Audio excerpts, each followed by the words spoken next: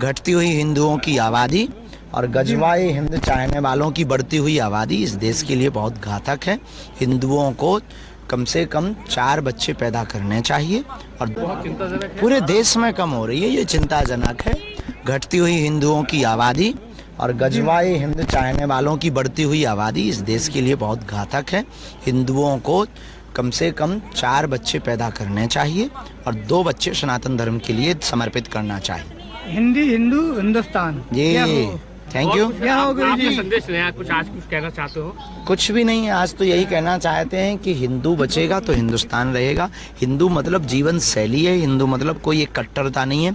हिंदू का मतलब है इस देश की आचार संहिता, इस देश को और दुनिया को जीवन जीने की कला सिखाने वाली सभ्यता।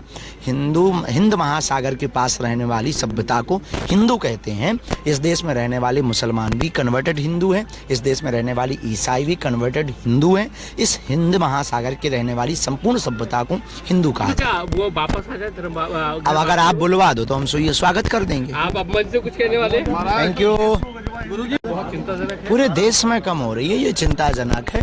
घटती हुई हिंदुओं की आबादी और गजवाए हिंद चाहने वालों की बढ़ती हुई आबादी इस देश के लिए बहुत घातक है। हिंदुओं को कम से कम 4 बच्चे पैदा करने चाहिए और 2 बच्चे सनातन धर्म के लिए समर्पित करना चाहिए। हिंदी हिंदू हिंदुस्तान ये थैंक यू। क्या हो गुरु जी? संदेश नया कुछ आज कुछ कहना चाहते हो? कुछ भी नहीं, आज तो यही कहना चाहते हैं कि हिंदू बचेगा तो हिंदुस्तान रहेगा। हिंदू मतलब जीवन शैली है, हिंदू मतलब कोई एक कट्टरता नहीं है। हिंदू का मतलब है इस देश की आचार संहिता, इस देश को और दुनिया को जीवन जीने की कला सिखाने वाली सभ्यता।